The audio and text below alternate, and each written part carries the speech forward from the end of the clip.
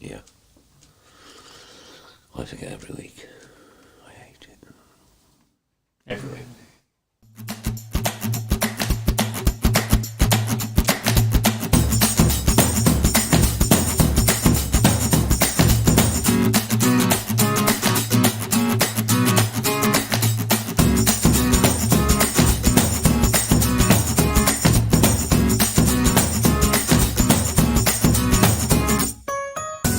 Ladies and gentlemen, boys and girls, strap yourselves in.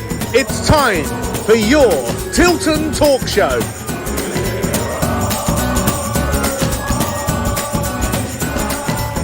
We are the lads from the Tilton. We'll support you till the end of the day. We're so happy following the blues. We love you, what more can we say? Birmingham's the team, down at St Andrews, we are all supporters of our team. The chanted Super Blues, ringing all around, now all you blue boys know what we mean.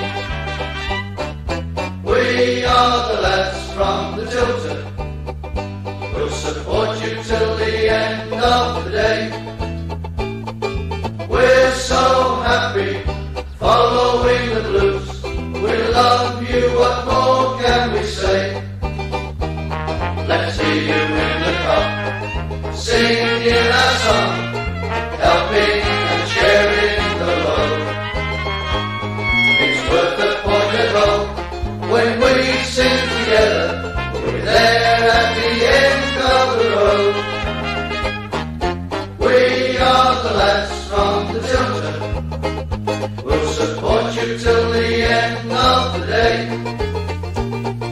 We're so happy following the blues, we love you, what more can we say? We have the team that stops here at St Andrews.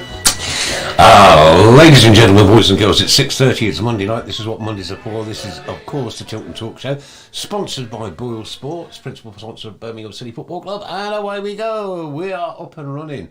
And a 4-0 win for the Blues over the weekend, so it was all smiles from me and all smiles from him. Joining us in the studio tonight will be very shortly Dave Latchford. He is on his way. And we've got Mr. Robe, Mark Andrew Adams, who is actually currently robeless, not completely naked, ladies and gentlemen. Please don't think that for one moment. But hasn't brought his robe with him. The gilet is back out, winter's on its way, and Chris's beard is still growing. So there you go. So we've got Mark in the studio with us at the moment. Yeah. Don't need Dave Latchford, do you? No. Sitting out there on the Zooms, we've got Chairman of the Board, Mr. Alan Watts. Watto. Good evening, everybody. And Craig Courtney. Good evening, everyone. Have we got anybody else, Chris? There's just us. No. Oh, I mean, I want to. Well, we've got Chris, Nick. I mean, we can't forget Chris, can we? Yeah. Oh, yeah, I'm over here. Hey, Chris, all right, mate. There he is. I'm the one that's doing all the work. Yeah, he does all the work. He does all the work. He's not a pen pusher like me and Mark. Secretaries we are, Mark. Mere secretaries. That's it. Well, until Dave gets here, then we'll talk about the 4-0 win on Saturday. Almost couldn't believe Nick. my... Nick. Come on. Oh, you've added another one, Nick. What? It's 3-0. It said 4 on my phone. It did say 4, I promise you. It came up 4 on my phone. It did, Chris. I was thinking, oh, come on, two more. This is going to be one hell of a Monday. Talk about the phantom goal to begin with. Yeah, I mean, I'll take the 4, I'll take the 3, I'll take 3 points. And I've been telling everybody from Stoke over the week, you only managed to score 3, we got 4. And absolute screamer from Ruddy. I mean, all the way from his own box. It was brilliant. There's a Rabona from Ruddy, yeah. In off the bar. That's all right. Got to keep our eyes open for Dave because he's hopelessly lost in the metropolis of what is Solihull, I believe. Solihull or Solihull? Solihull, please. Solihull. Right. Solihull. Right. Okay. Right. Well, I'm really gutted. Only 3. We can only score 3. What a awful show that is, to be honest with you. We only score 3. It should have been. Well, it should have been more than 3. It should have been 5 or 6. Go on then, talk us through it, Mark. It's one of those games where you come out feeling that, well, you didn't want it to end, to be honest, Nick. Every time we went forward, we looked like scoring. It's the best performance for about 5 years. Right. I thoroughly enjoyed it. Are you being really... Right, 5 years, best performance? Honestly, it was absolutely superb. Wow. Most weeks you come out, it's like a chore. But this was just absolutely brilliant from start to finish. My only tiny criticism, we didn't score as many goals as we should have. Well, I thought we got 4. Well, you sure we had 4. So It came up, I'm checking, live score, came up 4-0. So, I can't blame anybody else but myself, but, you know, there you go, never mind. What do you reckon, Alan? Wonderful day. Fantastic.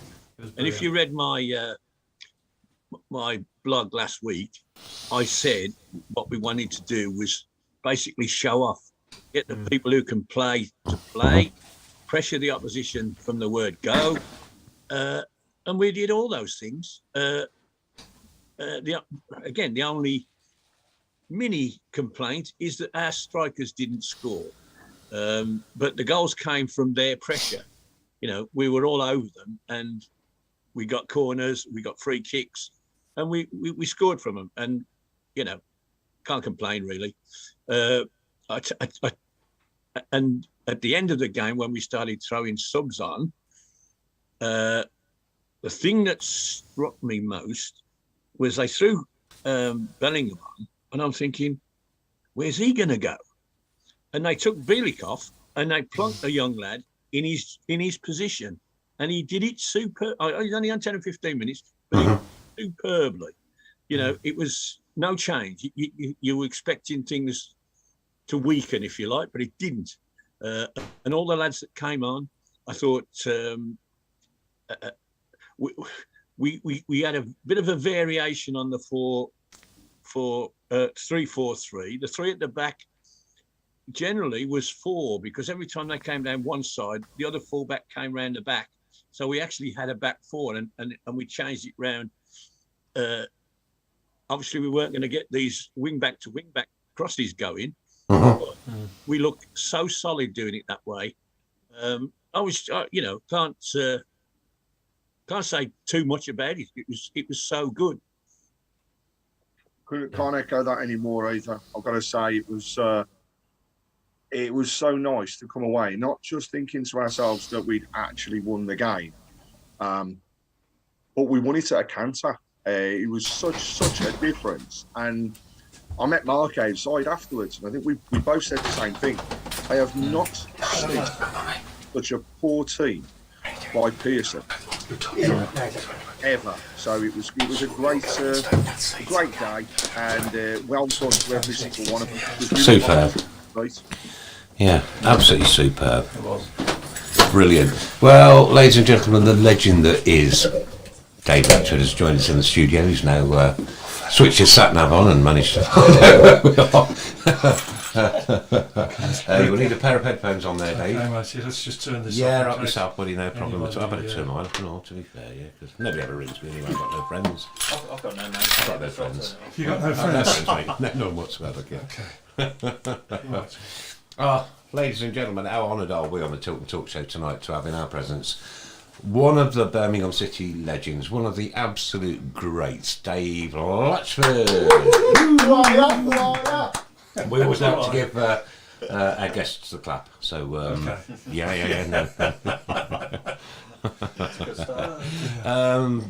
Well, Dave, welcome thrice thoroughly. Thank you very much. No, it's an absolute pleasure, mate, and do you know what? Whew. I made it. You may have played in the very first game that I went to. How old are you? I'm. Yeah, okay. Yeah. 80. Yeah. Okay. Okay. Right. It was 1973. Yes. It was against Newcastle, and it was the week after Tony Warnted had his leg broken at Newcastle. And then we played Newcastle at St Andrews. Yes. There were some problems with lighting or something Yes. through the cup. Through the cup. And if you played in that game, then you played in the very first The very game first that I game. ever went to. And can I touch your foot for that honour, please? There you go. Dave Latchford's foot, girls. You still wanted to watch us after Look, tatted Yes. on my arm, tatted on my heart. My kids could sing "Keep Right On" before they could say "Mom." Yes. Believe me.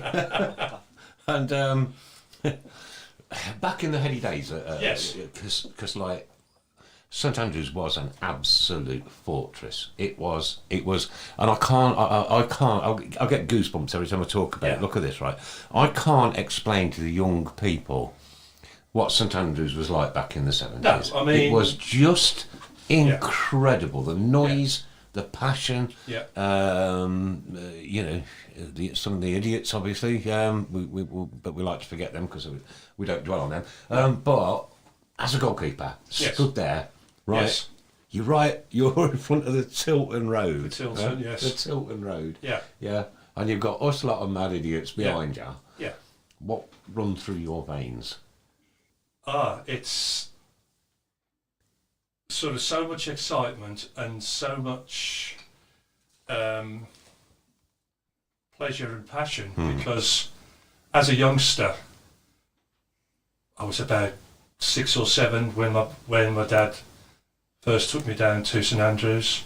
My grandfather lived in Arthur Street in Smallheath, Right, which yeah. is just across. Yeah, the back. just across, yeah.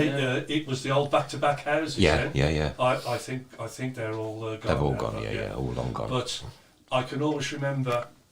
I don't remember the game, but I think it was about 40,000 there, and we used to have these. I thought they were dangerous weapons, these big rattles. I mean, if you got caught with one of those, you felt it. But the sort of atmosphere was tremendous, and to actually be privileged to go out on that pitch in front of that crowd, there is nothing like Oh, beautiful. the Blue Noses when they are in full song. Yeah. You used to get goosebumps. I know, I got going up, look, you know. I got them now. Yeah, Just and, talking about it, man. Look at the hairs on my arm, Mark. You know, there were games because I can remember 40, 42, 43,000 in there. You couldn't hear yourself. I would be as close sort of as I am to you now. Yeah. And I'll be having to scream at people because you couldn't hear yourself. The noise was that deafening. Absolutely superb. And I tell you what, most loyal bunch of supporters And I'm still there, really, you 56 would years old. ever find because you know Birmingham, and if you're a Blue Nose, it's been a bit of a roller coaster. But these supporters have stuck through thick and thin, and you've got to give them, you know, a great round of applause for that. It's been a very difficult journey, I must admit. Oh, You know, let's go back to the times where when we gained that promotion. Was it against Notts County? Was it? My memory doesn't serve me very well. don't ask me about mine. And 1 minute there was 30,000, Yes. 35, 40,000 in the stands. Yeah. The next minute there was 40,000 on the pitch. That's right. Not causing anybody any bother. No. And I had an England's Glory matchbox with a little bit of turf in it, yeah. and I've lost it over the years. Yeah, It's lost gone. it. Yeah, Yeah. I had a little bit of grass Yeah. from that occasion, from that Yeah. day, in an England's Glory matchbox. That's Yeah. how much it meant to you. You're actually walking on a place where 99% of the population would never get to. No. Yeah. Yeah. And it was ours. It was part of you. It was That's part right. of your That's fabric. right. That's It right. was part of your life. It That's was right. your family, your forefathers, Yeah. your mums, your Still dads, is, your aunties, your still is, uncle, yeah, and it yeah, still yeah. is. Look. And it's my children. It's now my grandchildren. And how proud am I to gotta be. be 4 generations that I've known. You've got to be a Blue Nose. You've got to, and sort of arc at me, the Brummie's coming out now. Yeah. You've got to, which I'm proud to be a Brummie. I was, you know, born and bred. King's Sword, Standing. King's Heath lad. King's Heath, yeah. Yeah, and proud to be a Brummie, and that was my club, and I will always support Birmingham. I mean, I've moved around a couple of clubs, but Birmingham has always been my number one club. Was it your number one club as a child? Yes. So, yes. Explain to the millions that are listening tonight around the world, and we do go around the world. And Warrington. First time you ever walked out of that tunnel for Birmingham City as a professional player, being a fan, your shoulders must have been 6 foot wide. Again, it's hard. It is hard to explain. To having supported the club since I was a toddler, and then to actually get out onto that pitch and play for the club that I've always loved. Wow. What a moment. I can't explain it. I mean, I can't put it into words. It's such... I say for me, it's been a great honour for me. I've been blessed. For whatever reason, somebody thought I wasn't, I was not a bad goalkeeper. So I got to play for the team that I loved and supported. Wow. And, Woo. yeah. Wow. Yeah. You know what? Dave, you've What a dream. Not going to forget this It one for a sounds long cheesy, time. it sounds corny, but what a dream. Well, look, but the thing is, it's true. It's true. It's true. Yeah, I'm not yeah. giving you any, Right, yep. My heart and soul is Birmingham City. Always has been, always will be. So somebody's know that, because once you've gone once, Once you're Once there, you've gone and once. it doesn't matter. That club can up and down, which it has been, as you guys know. It can, but you will always support them. I mean, I've always said to people, if this club ever got any kind of success, you wouldn't get into that ground. No. You wouldn't be able to buy a ticket. We had a glimpse of it, didn't we, the first year in the Prem and the Carling Cup and that. Like you say, Dave, just a glimpse of success. Mike Hill says, hi Dave, I remember watching you and your brother Bob winning the FA Youth Cup at St Andrews about 1966. Good Lord, 1966, yes, that was. We didn't win it. No, you got that wrong then. I got the 4 wrong, he got that one wrong. It's 1-1 now, isn't it? I think we got to the final, I think we lost over 2 legs to Sunderland, I think. But you know what? The first leg at St Andrews, I think there were about 15,000. Really? 15,000 people there for a youth game then in 1966. And what a buzz that was. Yeah, I bet. Yes, of course you can, Craig. Off you go. No, I was just going to say there's a few other questions that have come in, and one in particular takes quite a fancy for myself because I'm intrigued. I mean, firstly, I will say my dad saw you play and has immediately turned around, and I said to him, right, any stories? And he said, no stories. He was just too good. And I think that's the impression that comes across from all of the fans that are on the shout box at the moment. And the one particular question that just want to shout out from Don Kavanagh, he said he seems to remember that Dave wore green gloves and they were the ones in the day. So were they simply just cotton gloves, or did they have, like they do today, the additional grip? No, they were just purely cotton green gloves. It was all very basic in those days. There was sort of nothing fancy, and it was just purely cotton green gloves. Yeah. Another good question is from Martin Swinsko. Can you ask Dave if he ever got over Main Road 1975? I still hate Fulham to this day. I couldn't go to that one. I was listening to, I was actually living in Warwick at the time, and I was outside my house just opposite Warwick Racecourse with a radio to my ear. With I think it was Tony Butler was on at the time. Old Tony Butler, yeah. And I just remember crying. I just remember sobbing. Yeah. Like, I'm not crying, sobbing. You weren't the only one. I know I weren't. I know. Yeah, my dad went to the first one. I don't think he went to the second. I didn't go because I wasn't born. Well, the first one was at Hillsborough. It was, yeah. To be fair, we played poorly, but we got away with it. So the next game, because then there were no penalties or anything. You just had to keep playing. So Main Road, we thought, well, surely we can't. You know, we've got to play a bit better, and I think we did. But it was, and this will live with me all my life. So I still remember this. It was the last minute or the last 2 minutes of extra time. For the whole 90 minutes, Big Joe Gallagher had eaten up everything.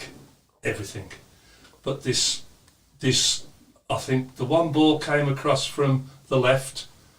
It was a tremendous ball, and it actually beat Joe. And the Fulham centre forward, I know him, John Mitchell. He took the ball on his chest, and he strode into the penalty box. So I went out to meet him. He hit it with all that he could. It hit me straight in the face. It went straight back out, hit him on the shoulder, and went into the back of the net. We never get the Lord Brother Green, do we? No, but I will, trust me guys, that one will live with me. Yeah, I'm sure. That was a freak, but you can't help it, you know. You can't help it. It's the game, isn't it? It's the game, yeah. The game is a great game, but it can also be very cruel. And there was a lot of tears that night, trust me. I'm sure it can be cruel for players, supporters, you know, families of players. We all feel it. We all feel that pain. Of course, yeah. But you know what? When we have a good one, we all relish in the glory and the joy, joys and sorrows. Of course, yeah. Joys and sorrows. I was going to say, Dave, you know when you got back into the dressing room after that, was it just complete shell shock? Was it complete silence? Or? It was absolutely nobody could speak. Yeah, couldn't hear a pin drop. No, and I will tell you this story now. The worst thing that Fulham did was that they brought their chairman in, who happened to be Tommy Trinder. They brought Tommy, and they sort of wheeled him in on a chair, and we couldn't stand it. So all the plastic cups came across. Tom, just get out the room, please. We just, you know, not the right time and the place. Not to do it. the right time. Sorry, no. Nice guy, Tommy Trinder, good comedian, but yeah, very good. I think he got out there sharp because he could see the way the mood was, and you know, you don't go into a team that's just lost in the semi-final of the cup and say, "Oh, bad luck, lads." Yeah, we don't want to hear it. So you joined Birmingham City when way back in 1964, and I was the heady age of 3. Oh. Yeah, just 3 years old. I wasn't born until 76, so I can sit back. I saw you play in the youth team, Dave. I'm the same. I'm the same age as Bob. Yeah. So I played for Birmingham Boys in '66. Yes. And the reason they never signed me because Bob Latchford was playing for Kings Norton or whatever and was like a million times better than me. Babu. Sorry. Yeah. I know. I am joking. Sorry. Quality. But, of course, you had another brother, didn't you? Peter. Yeah. Now, Has he played football? yeah, I will tell you the story there because sort of Peter was a goalkeeper, obviously, and Birmingham were interested in Peter as well. But sort of our dad put the block on that. He said, I don't want 2 brothers and 2 keepers just in the one position. So Peter went to West Brom. So he ended up at West Brom. And then a few years later, he was signed by the great Jock Stein and went to the Glasgow Celtic. And the rest is history. And of course, West Brom have sacked Stevie Bruce today, haven't they? So, have they? Yep. Yeah. And they've now got. Help me out. Who's the interim manager? I haven't heard, to be honest. Thank you, Richard Beale. Yeah. Richard Right. Beale. Thank you, Craig. Yeah, Richard Beale's gone in as interim manager. Well, and I suppose not really a surprise, but I'm quite surprised to see the Baggies right down there, to be honest. Hey ho, who cares? I don't care. No. I don't care about Bristol, West Bromwich Albion. I don't care about them up the street. I've had a Wolves fan in this afternoon, right, having his MOT done. As soon as he come through the door, I just shouted fail.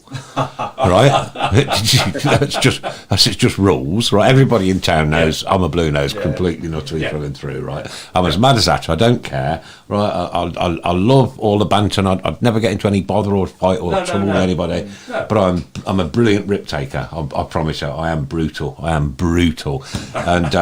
they all catch it. Yeah. And I write these little reminders there. Yes. And I know the B6 fans are. I know who they are. Don't worry, right? Yeah. And then I always draw them a little Birmingham City sign on the reminder. Brilliant. Oh, nice.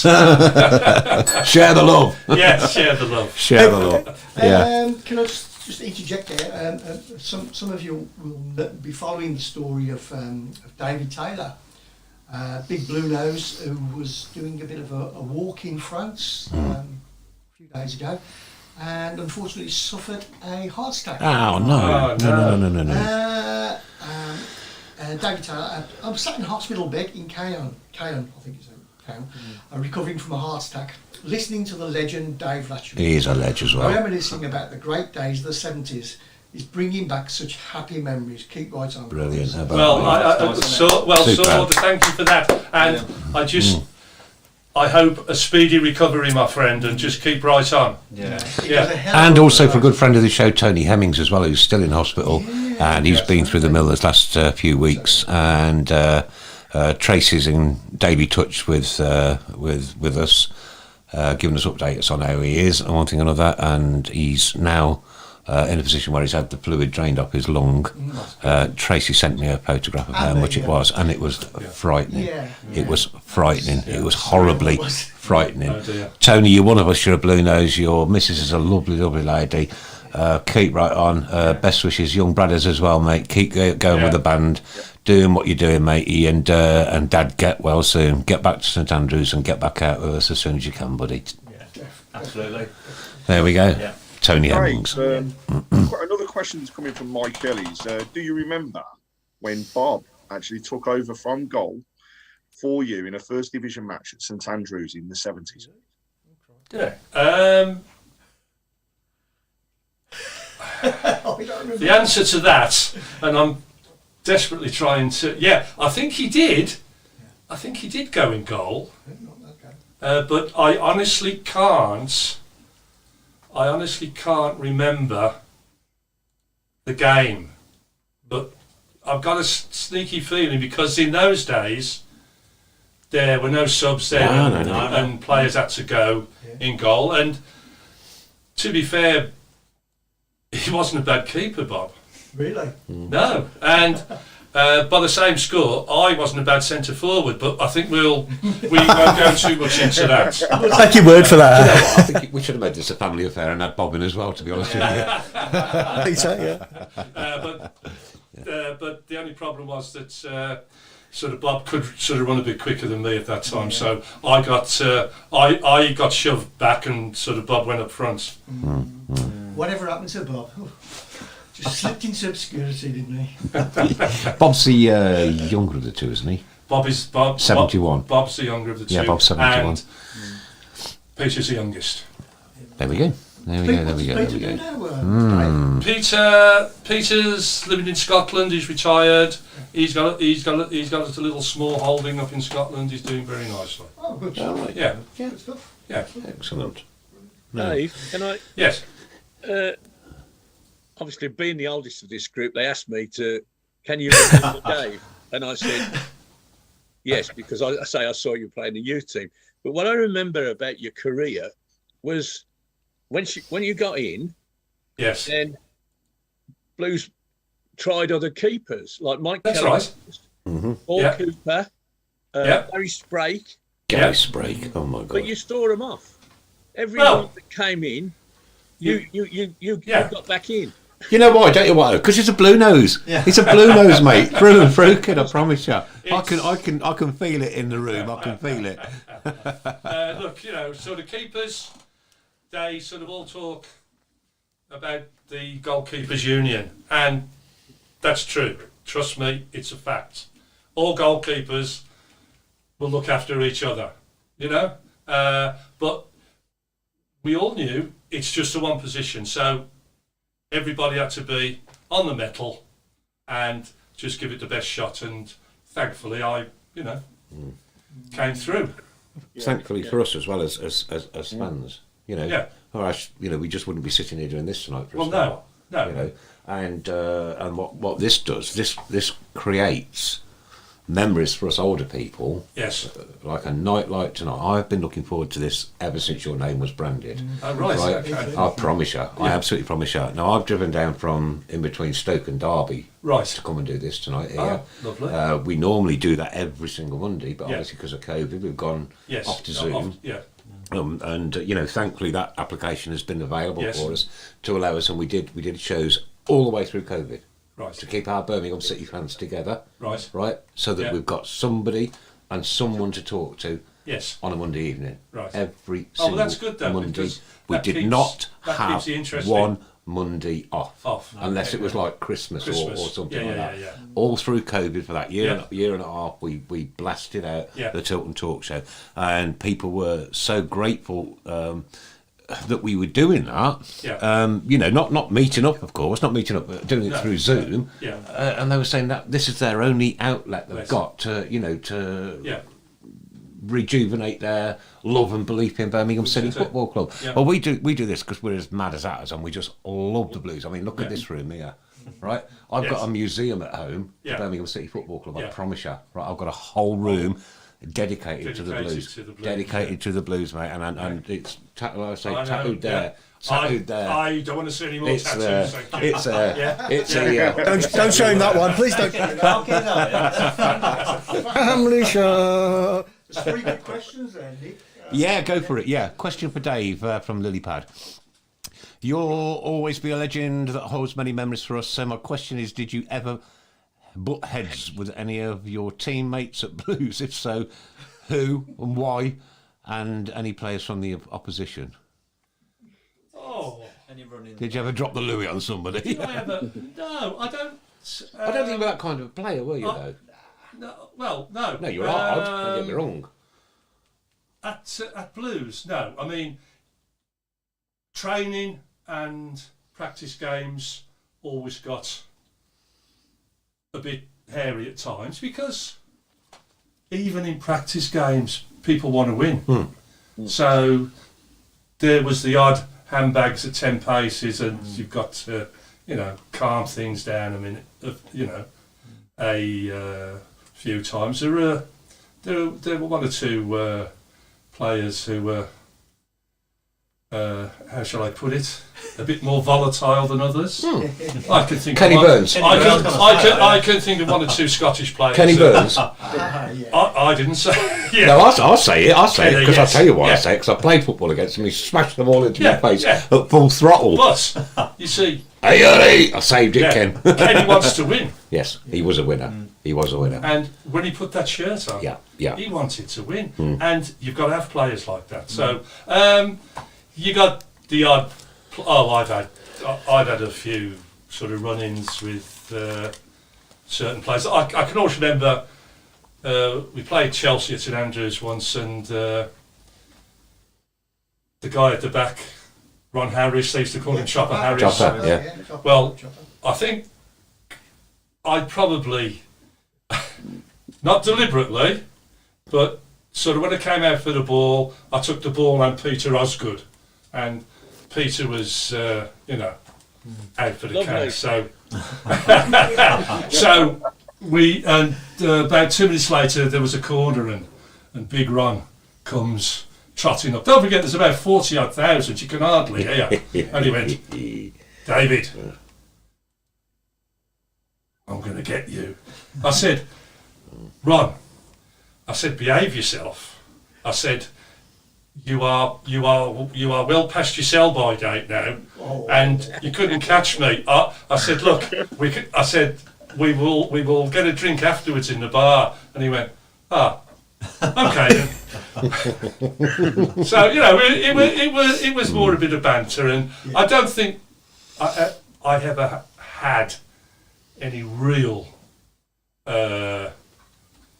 issues where I wanted to really do damage to anybody. Right, we're going to crack on because we've got loads and loads of questions coming in. Richard Hawks now. Evening, lads. Can you ask Dave his most memorable moment as a player? Oh, there are quite a lot.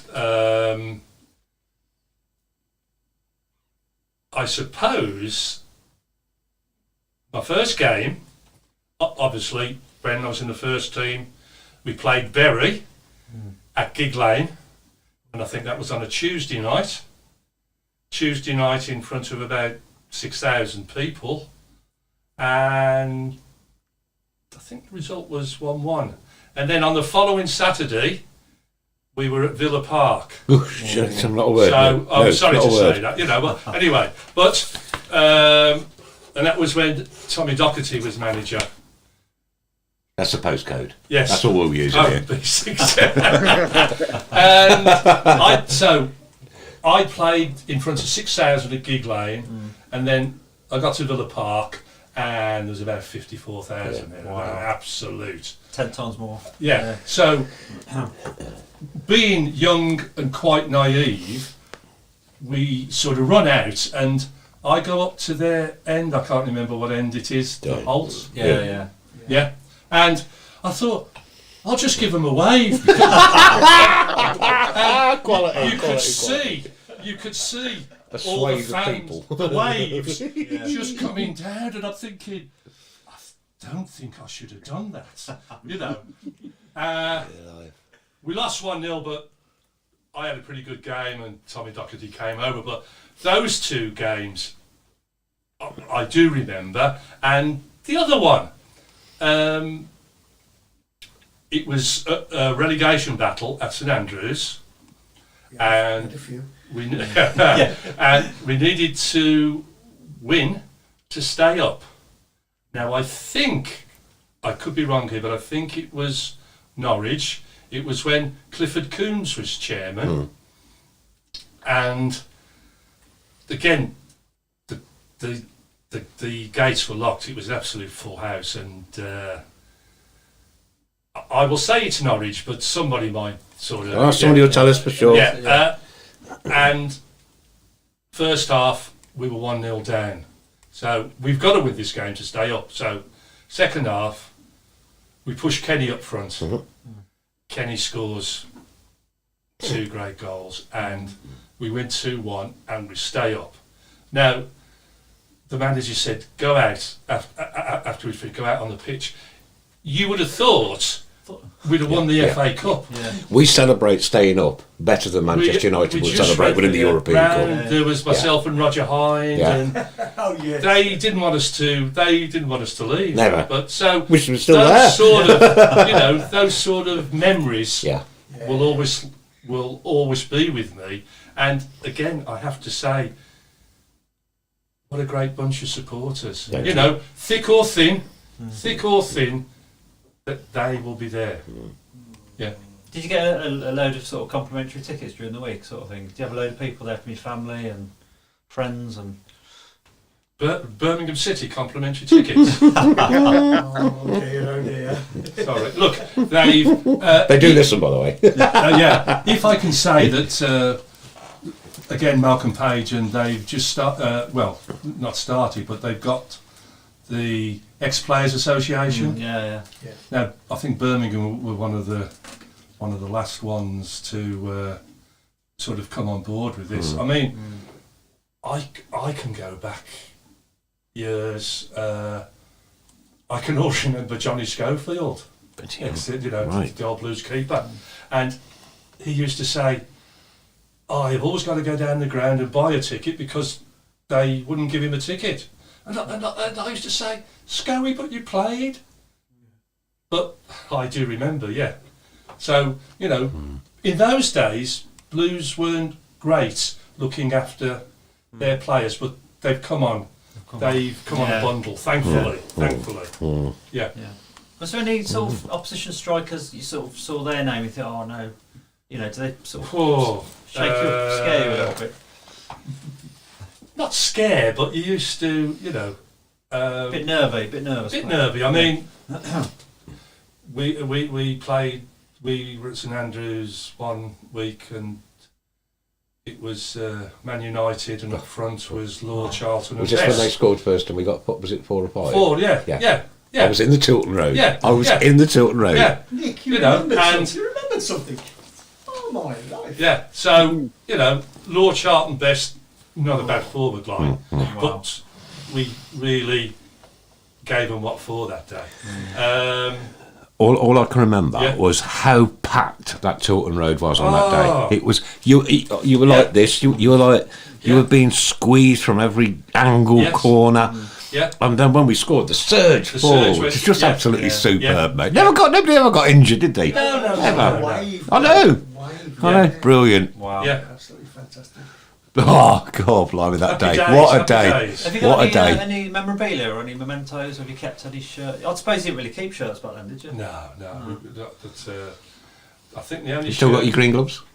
I'll probably use them for gardening. I was going to say, Don't say that. I've got when I was in the when I scraped into the England youth side, I managed to get a jersey. Yeah. But that's about the only thing. There was myself, the two keepers was sort of myself and Peter Shilton. Then we were in the England youth side, so that was good. Yeah. Did you get a tankard for? Was it an FA Cup third place playoff the year after? You get a No, lot of sir. tankard? No. Okay. Well, you should have. I'm quite conscious that we're some 67 comments Wow. behind. Dave? Yeah, can you scroll through a few and we'll ask a few more questions. Oh, sorry, it's me talking. No. That's what we want you to do, Oh, because right. what we would never do is understand Yeah. your side of Okay. everything. So Yeah. we want you to talk as much as Okay. possible, sir. Yeah. I've got a few You- questions. One Yeah. from our very own Mr. Paul Hipkiss. Our savant. Yeah, he's. You mentioned at the beginning, obviously, that playing in goal, but sometimes you quite enjoyed coming out. So the Yes. question was, did you ever get close to coming close to scoring? In my dreams. In my dreams. No, I don't think if I ever got that far up the pitch, I would never get back. So no, a nice thought, but no. We've got Martin Swinscoe. After Bob moved to Everton, did he Yeah. ever score against you? Oh. That's a great question. That is. Unfortunately, yes. He did. Oh, I bet he's never let that down, has he? No. No. It was at Goodison Park, and it was only one goal, but that was enough.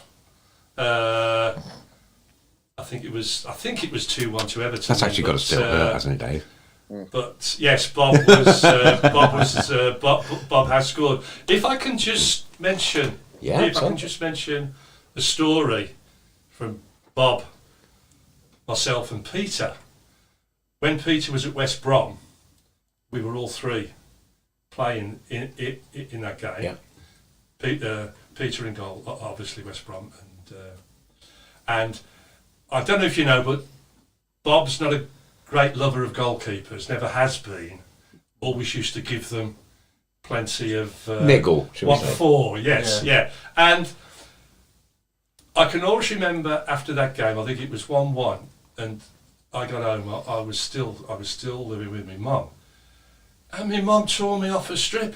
She said, "Why did you let Bob run all over sort of little Peter's hands?" Now, little Peter was built like a brick house. and I couldn't. What I'm trying to say is that Shake and kill. even with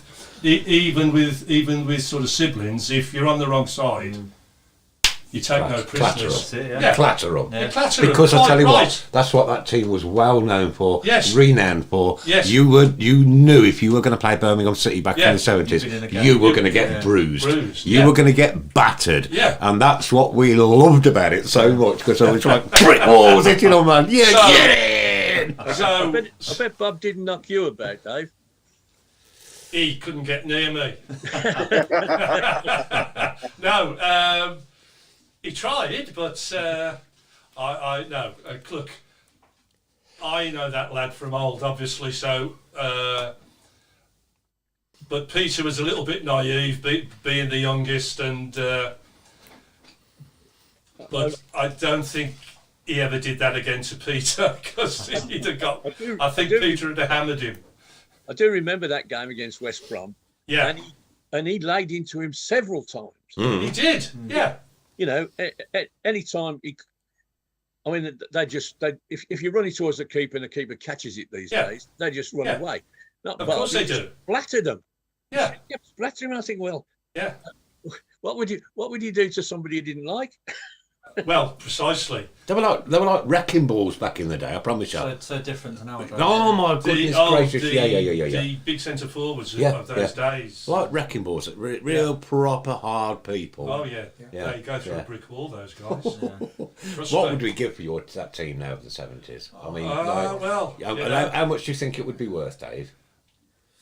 They'd be worth a lot of money. I mean, trillions, mate. Honestly.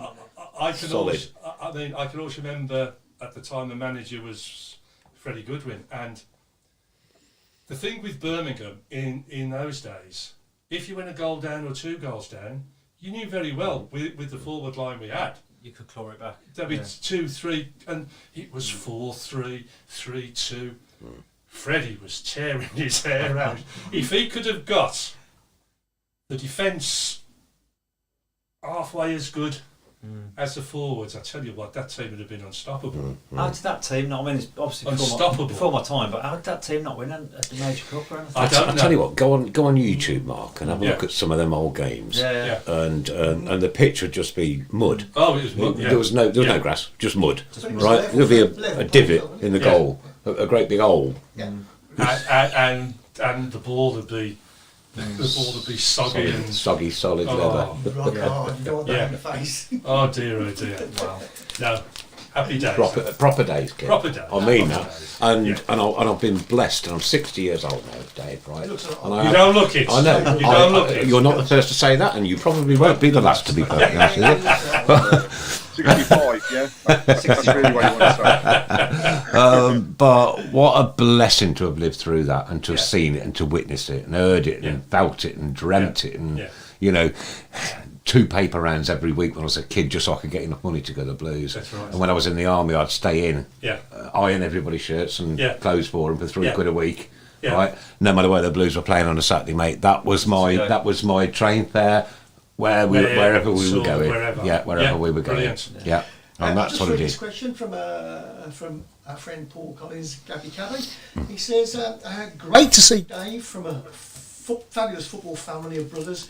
Dave was a caretaker at a cemetery after retiring from the game. Dave, if you could revisit one season from your playing career, what season would it be?" Great question. Yeah. There's a few to choose from, Dave. That is. I've got it. Yeah. That's a hard one. Yeah, because quite a few were. There's a few. Yeah. I mean, there was some. There was some great scenes. I suppose I bet you're going to say 74, 75. when we got promotion. Right, okay. Yeah. When we were the last game at. Come on, guys, tell me. Orient. Thank you. Thank you. Orient. So we took half the ground with Blues fans. Yeah. Yeah. And Oh, that was a 69. Bob got the winner. So 72. yeah. 72, sorry. 72. You see all these people Cheers, got all what the stats. I'm so pleased. No. I promise you, I don't have a memory, right? Apart from certain things stuck in, like that Manchester United game, I will live with that one forever. 1-0 against down on Man United, and you come back and thrash them. Yeah. Superb, mate. Yeah. Superb. Going back to the Orient game, I went to the Trevor Francis evening with my dad last year. I remember Trevor saying that game, there were darts coming onto the pitch. That's right. Glass Yeah, it was darts. crazy. I saw a couple with a Super dart cool. in his neck at St Andrews once. Did you? Yeah. Oh yeah, it was Oh, yeah. Yeah. And then we played, I think it was Chelsea, and there was bricks coming over the top of the cop and everything. It was mad. It was madness, mate. Proper madness. Weren't a big. Oh, this wasn't a little standoff. These weren't No, little no. standoffs, Yeah, mate. When you're stood in the stadium and the roof comes The down roof like was that, like that, and you can yeah. hear da-dum, Yeah, and half an yeah. house bricks launching towards your head. Yeah, I know. You get out of the way pretty Of quick. course you do. Did you ever have the joy of going to the Tilton Cop corner and going down them toilets? Of course not. He's still here. Exactly. Yeah. It's Good Yes, God, I did actually, but mate! they I tell were. you. It was like breathing pure It acid. was. Yes. Yeah, it was. Hundreds. Pungent to say the least. Yeah. Crying out loud, mate! It was half time, and there'd be like 7,000 people all trying to have a wee at the same Trying to do it at the time. same time. And I know. And not everybody. And not everybody made it to the. No. It'd be running no. down the cop, wouldn't it? That's right. Yeah. Running down the cop, yeah. Rivers of Rivers of Babylon. Rivers of Babylon. Jason Awful lot of love for you, Dave, on the shout box at the moment. Yeah, We've loads. got, Thank you. I'll read out a few of the comments. Bill Mintz, can you thank Dave for all of his fantastic service? He's a lovely man and was a brilliant keeper. Thank you. Michael Woods, just absolutely love hearing your passion. And I think that stands for all fans. I love it. Yeah. There's a question. You've mentioned to be a manager at one point there, but Nigel Mann has asked, who's the best manager you ever played for and why? Well, Fantastic questions. I've been. That's a great question. There's been a number of managers. There's been one or two managers that shouldn't have perhaps managed. I will in a moment. But I suppose really I've got to give it to Freddie Goodwin because he got together a side that was very, very nearly an awesome, and it would have been the old League One, the Premiership, whatever you called it, Birmingham would have been up there, you know. So I think Freddie Goodwin was probably the best manager. If I can just briefly say, I mean, I'm not being disrespectful here. There's one guy he really shouldn't have come back, was Stan Cullis. You remember Stan? Great manager at the Wolves in his day. But Stan came back and everything had moved on. And to be fair, the poor guy, he was lost. Out of his depth. He was really out of his depth, and he was quite a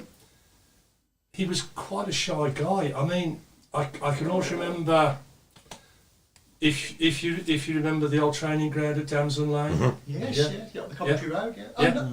Oh, no. Stan used to get there early doors, and we used to sort of get in, and we'd see him. He'd be in the ditch and everything, and he'd be looking at the trees and having a look at the flowers, you know, and thinking perhaps he likes nature or something, you know. I'm not really sure, but I can also remember another thing. One other incident. He came up to me, and I forget who the other player was. He came up to me and he said, "David," he said, "could you please ask?" I'll say Kenny Burns. He sort of, "Could you please ask Kenny that I want to speak to him?" Well, Kenny was about 10 yards away from him, but you know, he just couldn't go and speak to him. He just wanted me to say, "The boss wants to speak to you." A lovely guy, but I don't think he should have, personally, I don't think he should have come back. But there you go. Yeah. But so don't get me wrong, lovely guy, wealth of experience, but a wealth of experience for a particular time. Unfortunately, he didn't progress as he got to do. How did you feel then when Freddie brought in Gary Sprake? Because Gary didn't cut it at the Blues, did he?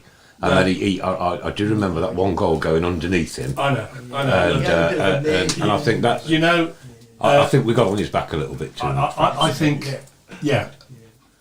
Sprakey, God bless him, he's passed now, but Sprakey was a very good mate of mine. And if you think about it, he had 50 odd caps for Wales, Welsh international. He was a very, very good goalkeeper. Playing for that Leeds side, it was like playing for Fort Knox. Yeah. He came to St Andrews and it was like the Alamo. It was, trust me, it was like the Alamo. And unfortunately, he started off not very well.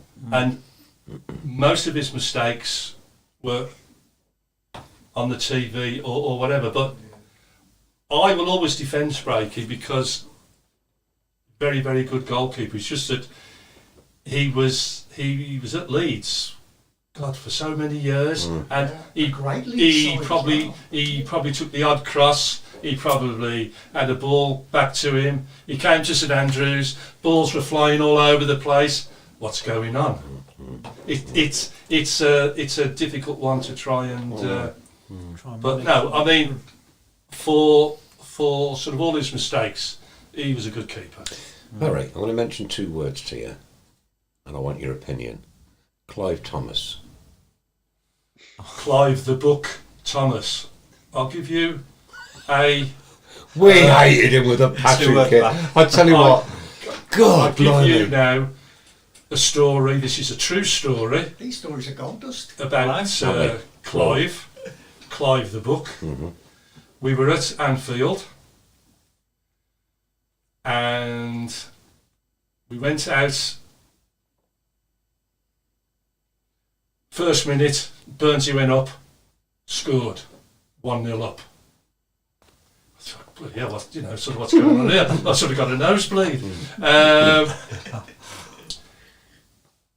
Then, after about 15 minutes, a ball came across, and I think header John Toshak put it in the net. But the linesman had put his flag up. Did Clive want to go across and see the linesman? Did he? No. So we literally dragged him across, got him in front of the linesman, and do you know what he said? He said, and I can't speak Welsh, he said, I am the referee, boyo. I am the one that's in charge. Do not put your flag up only for throw-ins and corner kicks. The goal stood. True. Joking. He was hated by everybody. That was my dad when he was a true story. Ian St John, not Ian St John. Yeah. Oh God, what was the commentator on Hugh Star Soccer? Oh, Hugh Johns. Hugh Johns, Yeah. that iconic voice of Hugh Johns on a Sunday. Yeah. Oh yeah. Oh, when Clive Thomas come on, my dad would be spitting at the telly.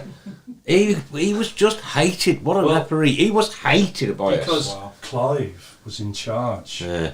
He didn't want his linesman, and he was very uptight because he probably told his linesman, "Don't flag for anything other than throw-ins and corner kicks." I mean, we literally dragged him across, and then I think it was about 4-1 come half time to Liverpool. But at least we had a clean sheet in the second half. But what a day that was! You weren't going to beat Liverpool side at the back in the day. Not in those. No. Very few people did. Sort of.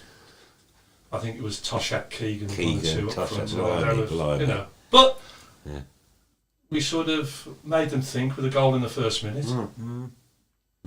Yeah, I'm sure that. Then they thought and walloped us before. Yeah. I think that game was on Big Match Revisited. a few weeks It ago. was, Yeah, I remember watching it. Yeah.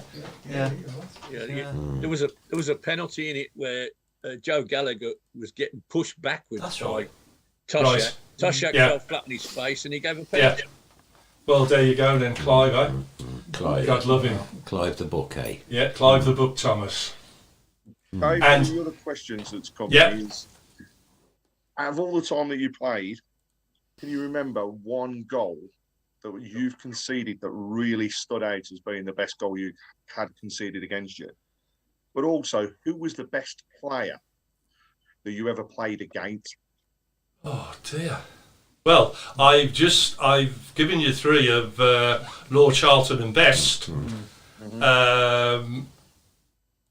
One of the other players, the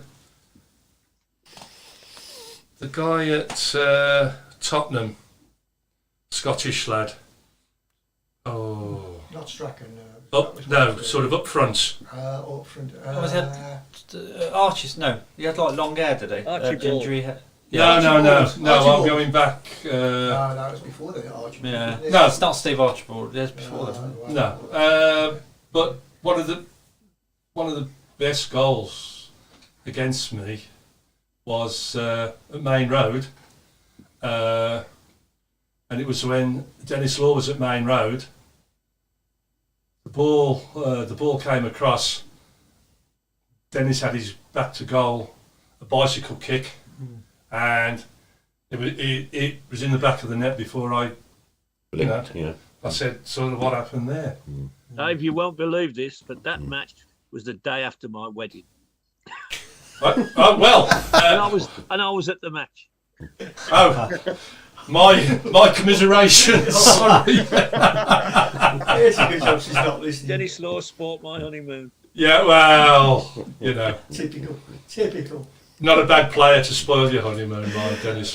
Bill Mitt says, can you thank Dave for all his fantastic service? Lovely man and a brilliant keeper. Thank says Bill Mint. Oh Tom dear. Kavanagh has also said, really nice hearing from Dave.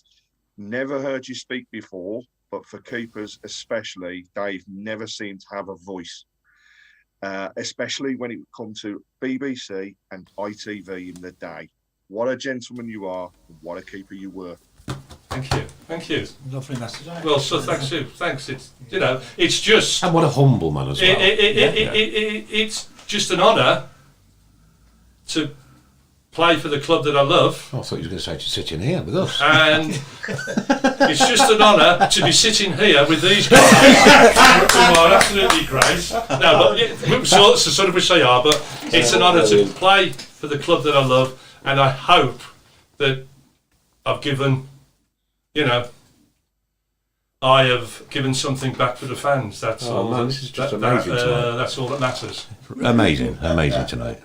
One further, sorry, Nick. Yeah. One further one from me in terms Yeah, of of course. general question from myself. I'm the same as Mark. I was born in '76, so I never had the pleasure of seeing you play. But my dad, as a fan, was always talking about the teams of the '70s and how they stood out an absolute mile. So, who for you was apart from everybody says Trevor, but who was the other player? One player that you think really stood out during that time? Blues. In Blues, yeah. Bob Hatton. Bob Hatton, without a shadow of a doubt. Wow. Bob Hatton. Absolute talent. Bob Hatton. If it wasn't for Bob Hatton, Trevor Francis and Bob Latchford wouldn't have got half the goals that they did. Bob Hatton was the playmaker. Bob can score goals, Bob Hatton, but he made so many goals for those two. And if you ask Trevor or Bob, they will say exactly the same. If they don't, I'm going to go around there. What's the matter? But no, they will say that Bob Hatton.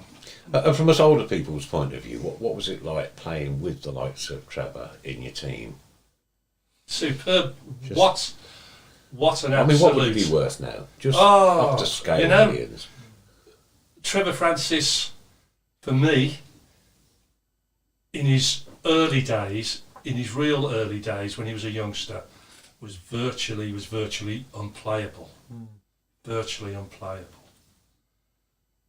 And if I can remember the one game where he had a bad injury, and I think that's what slowed him down, was at Bramall Lane, sort of Sheffield United.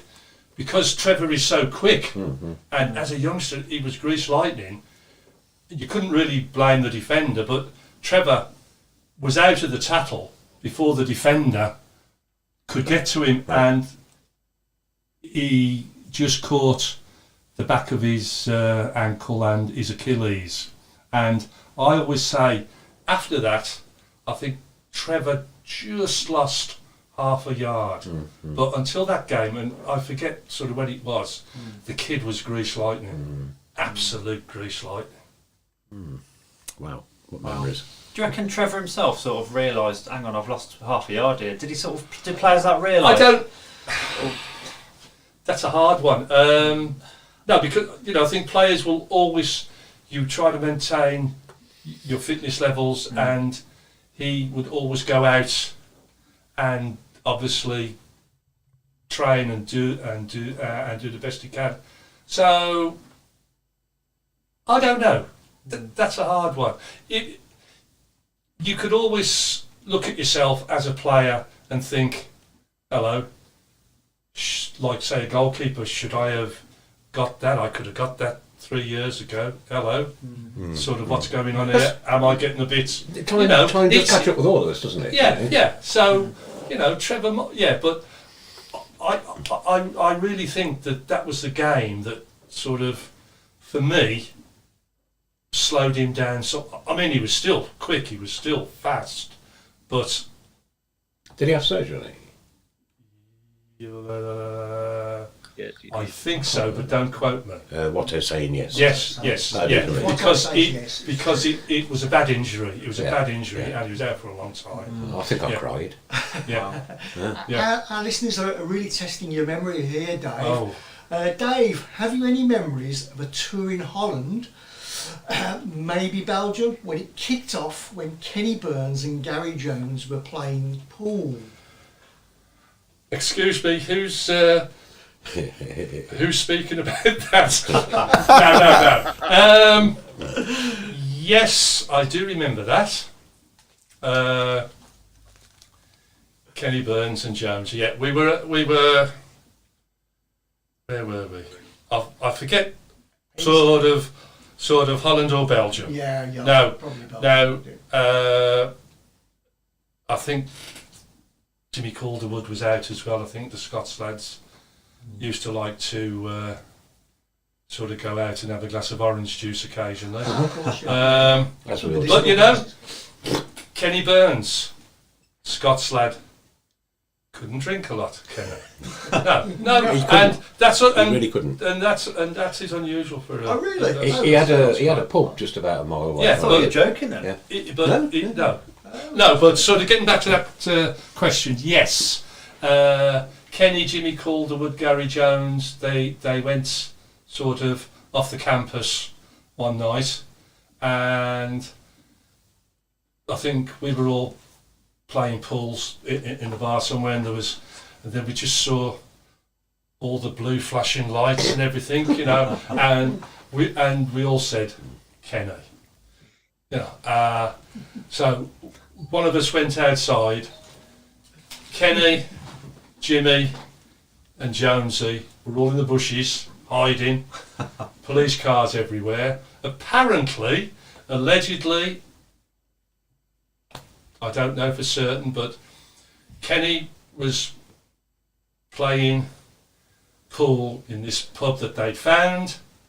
Not a very salubrious venue, and I think he possibly had a few drinks, said Kenny, and I think he was playing pool, and the queue went back, and I think it must have struck a female, and then after that I don't know if chairs went up and tables went up, but I just know that those three lads.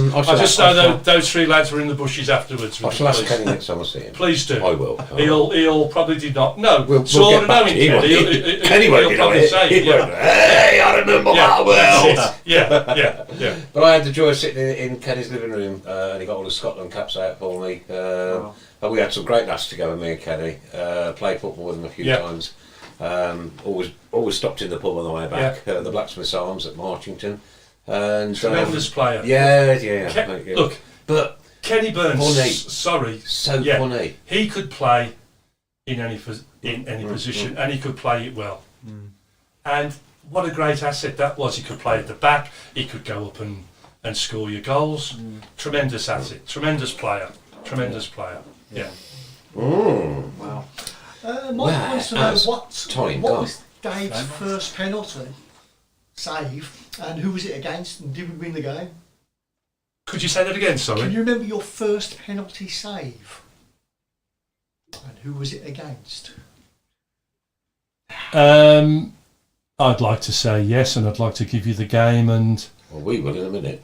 Go on then. I honestly don't know that one. Sorry. Okay, we'll let you off for that then. Thank you. Just because I am an old man, so don't worry, somebody will know in a minute. Yeah. Any more questions? Oh, there's lots. There's lots. Oh, right, I don't know where to start. Question for Dave: on your body, have you any tattoos of blues or any ink? No. I think in those days, I don't think players were into tattoos much in those days. No. It was beer. Dave, how do you think you would have coped with the back pass rule as it is now? Oh, I'd be all over the shop. I didn't know what was coming and going. Dear, oh dear, it's far too complicated. What was your favourite away game? Your favourite away ground when the fixtures came out? Favourite away ground? Is the one you sort of really look forward to going to? Or any lucky grounds, I should say.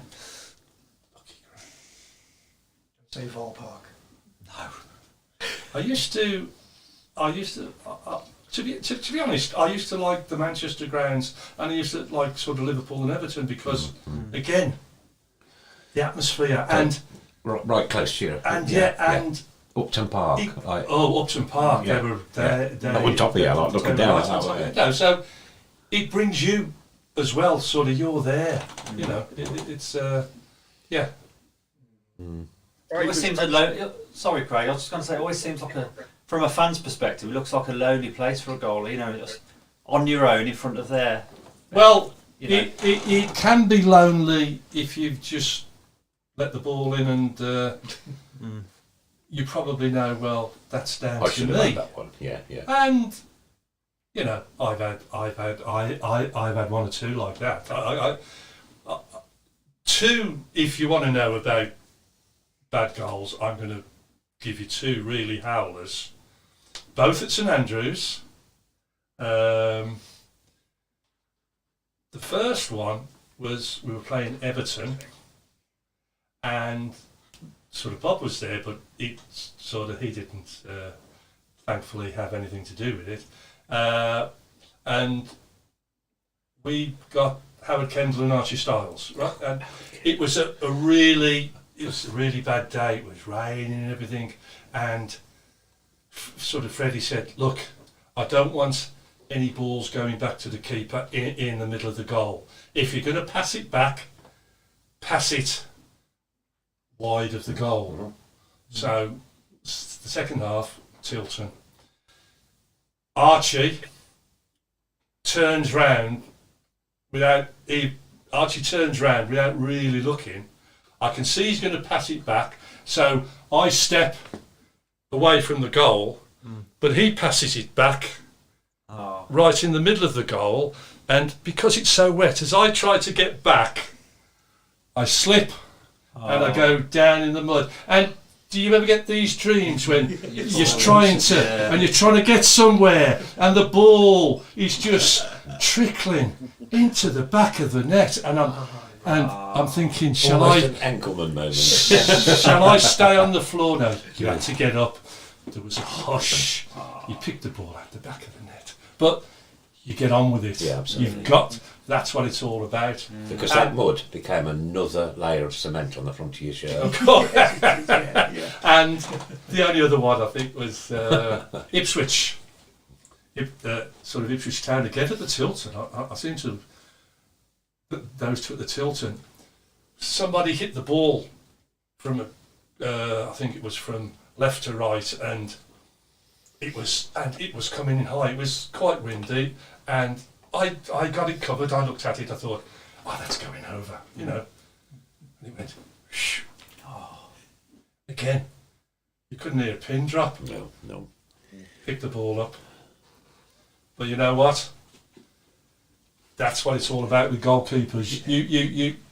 You can be the hero, and in the next instance, you can be the villain. But you have to get on with the job because that's the nature of the beast. So you try and learn from your mistakes, and you think, well, I'm not going to do that next time, or I'm not, you know. But then something else turns up. Did you, when you picked the ball out of the net, did you look up at the Tilton and think, No, oh, no, I did not. I did not look up at the Tilton. Certainly not. I could just imagine the eyes boring down on that. Can you imagine Facebook and places like that? Yeah. You know, now back then. Oh, crap. Yeah. Yeah. Wow. No. Dave, I want to take you back to that classic game in the 70s against Liverpool, where we lost 4-3. 4-3, yeah. Paul Collins wants to know, did Bob Hatton have a goal disallowed? Yes.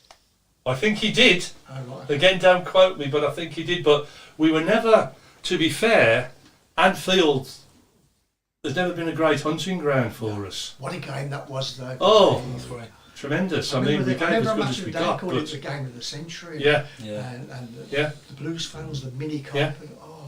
Yeah. Yeah. Crazy. Here we go. Girls and boys, ladies and gents. Into the last 15 minutes we go.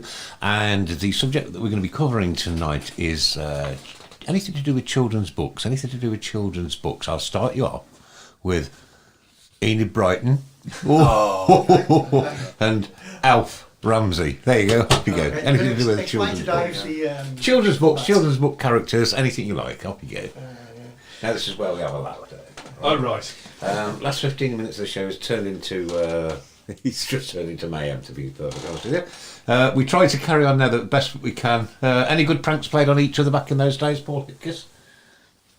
Yes. Oh, God.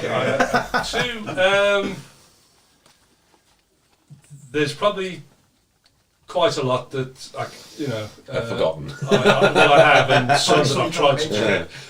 I can also remember once we were playing away, and I was in a room with Trevor Francis, and I'd gone upstairs and I'd just got me clothes out and everything. I just opened the door to just hang my clothes up, and Trevor was in there, absolutely with no clothes on, going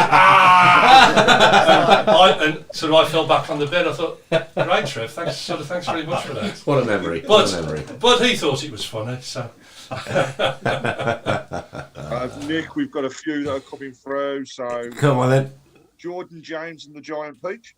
Oh, yeah, I like that one. We've got Janet and Stern John. That's a good night. And Pete Taylor's in the lead, I think, with The Lion, the Witch and Mr. Rogan. Oh, fame and notoriety. That's right, that. Malcolm Page has just come through from Tony Saul. And Jason McDonough, Troy Story, Deeney. Oh, yes, Jason. very good, very good play on words. Very good play on words.